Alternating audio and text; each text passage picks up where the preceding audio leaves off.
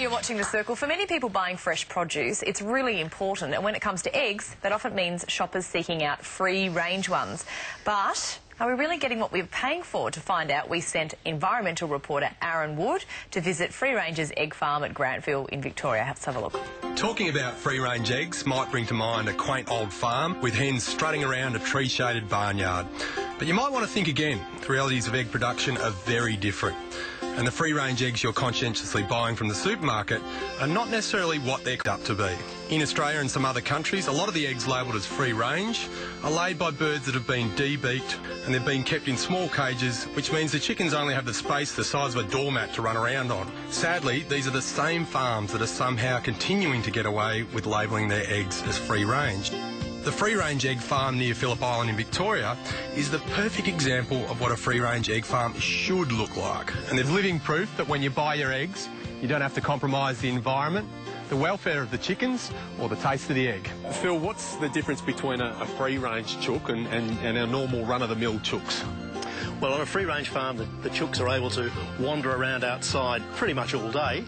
In our case, they're never locked up, not even at night, and so they have access to pasture 24 hours a day if they want it. And there's some other considerations about free range in terms of stocking and other sorts of things that make it free range. What are those things? Yeah, well, the model code of practice has a maximum standard of 1,500 birds per hectare. The Egg Corporation wants to increase the density, which will allow the big corporations to maximise their profits by labelling their eggs as free range when they're actually produced on intensive farms. But 1,500 per hectare should be the national maximum, not the proposed 20,000 per hectare that the Egg Corporation wants, which makes a nonsense of any free range possibility. And so why should people, buy free range? What are the benefits to the consumer and to the chook?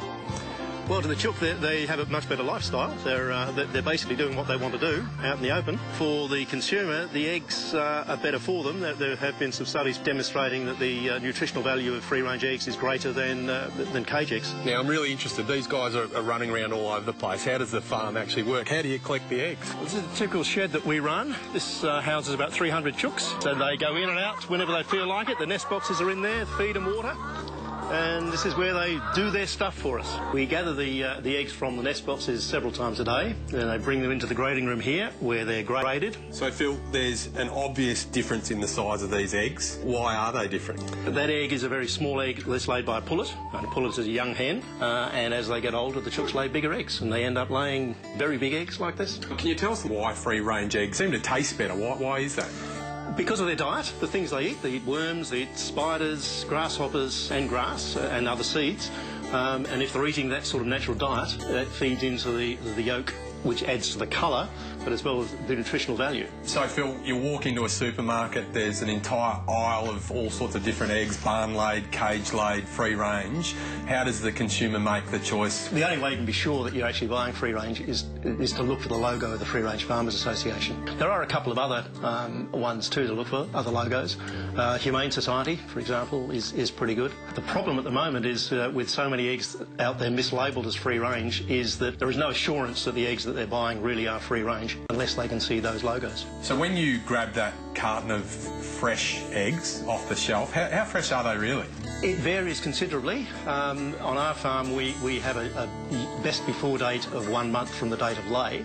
A lot of farms actually use 6 weeks from the date of packing, and quite often the eggs aren't packed for maybe for a week and sometimes 2 weeks from the time they're laid.